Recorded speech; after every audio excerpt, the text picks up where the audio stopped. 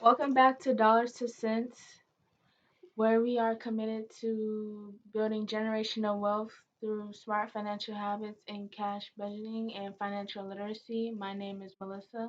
And I'm Tasha. You guys, welcome back. Thank you guys so much for staying with us. This is our second money talk video where we're just talking through things, together and sharing with you guys. And we want to really recap our first really 3 months or so since we started doing these videos. And we want to share some of this information with you. And more importantly, we want to hear from you too. Now, it's been a minute. We wanted to make sure we talked to you guys about how did you spend your Thanksgiving holiday? If you guys joined your family, did you guys get a chance to talk about financial literacy with your family or financial wealth building? And we're going to share some of the things that we did during ours. Um, my uncle told me about his grandmother's Christmas savings account, and ever since then, he has started to put money aside for himself. And he also told me about the silver coin, in which he also invests in. And this is really good information that we shared. We sat down, me, my brother, his wife, both of our kids, and we kind of talked about, or we really talked about how we grew up differently in regards to money, our family, our parents, and our grandparents.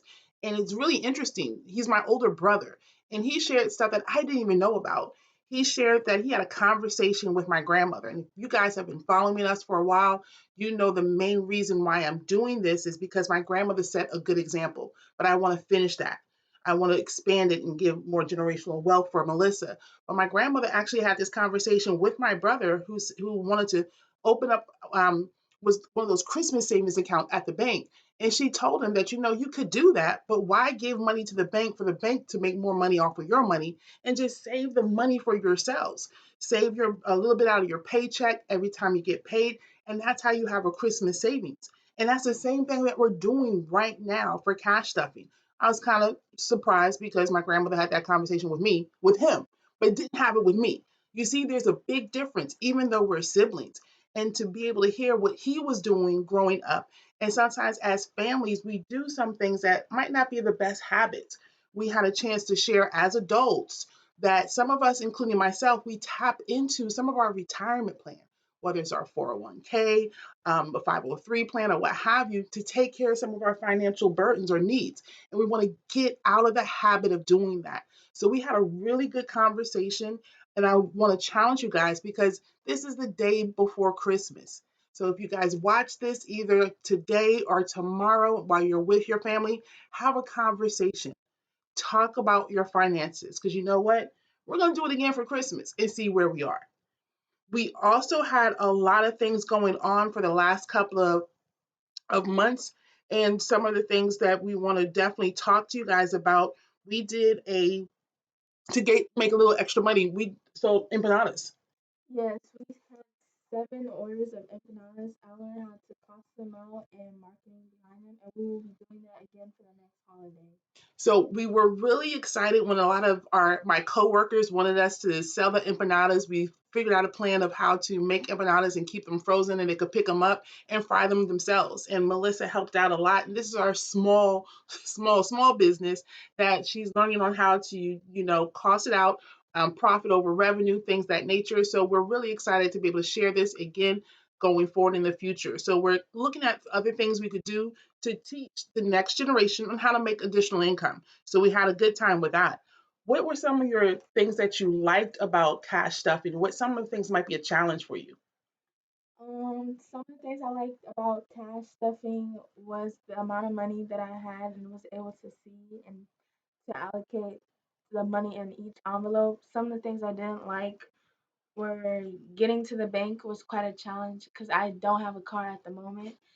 And I also didn't have enough money to buy groceries that I wanted a couple of times throughout this process that we've been cash stuffing. And these are real challenges. I mean, she's 20 and she's talking about sometimes, you know what, when the money is gone, It's it's gone. gone. And for us as adults, sometimes we're like, you know what, I'm going to spend that extra $50 to get that extra meat or what have you. No, we need to get those habits down pat. And we're not going to be perfect. We all make mistakes. But if you get into the habit that once the money is gone, it's gone. Or better yet, figure out ways how to make that money stretch. If you have a bi-weekly budget of $200 for groceries, plan that out. So then that way you're really at that goal of 200, or even being able to save some of that money and having that rollover money. So what are you trying to do with your rollover money? What are some of your goals? Some of my goals for next year are to save for my first cash car, which is about $5,000. I want to save for my 21st birthday, which is about $1,000. And I want to start the 100 envelope challenge. And I also will be counting my $5 savings challenge for the end of the year. So she does have another video coming out later on this week. And that's one of my biggest challenges, not necessarily with cash stuffing, but keeping up with YouTube. When life happens, it happens. So for me, I had to take a step back. And as she knows, family comes first, faith, family over everything.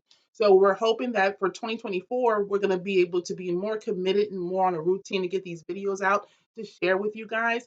But one of my biggest challenges was definitely being able to be committed to getting everything out.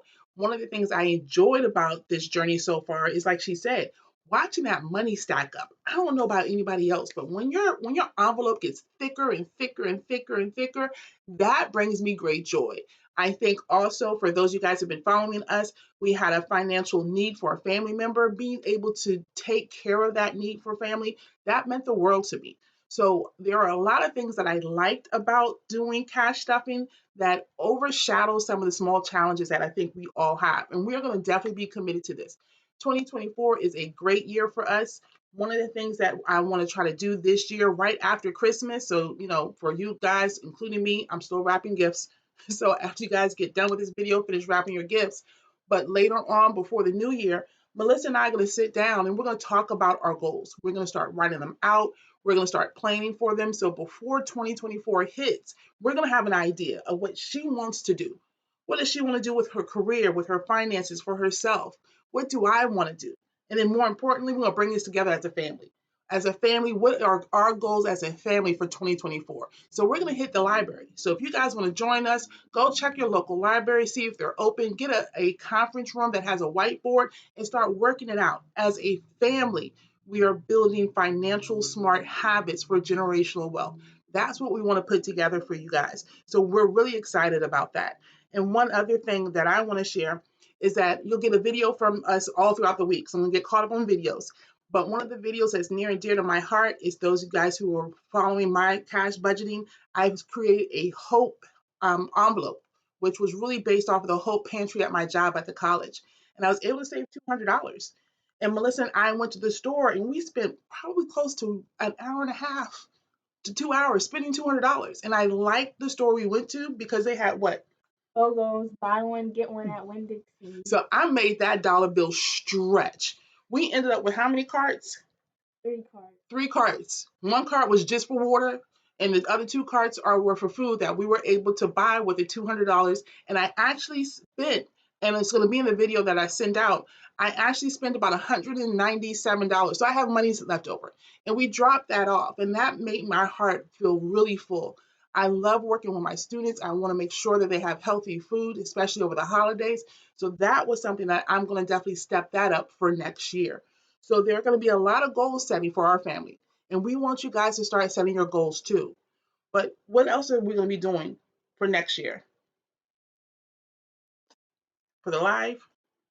Oh, the live will be moved to the second week of January, where we are going to share more of our journey, and we want to hear from our viewers, and we are excited that we are going to be having a few giveaways.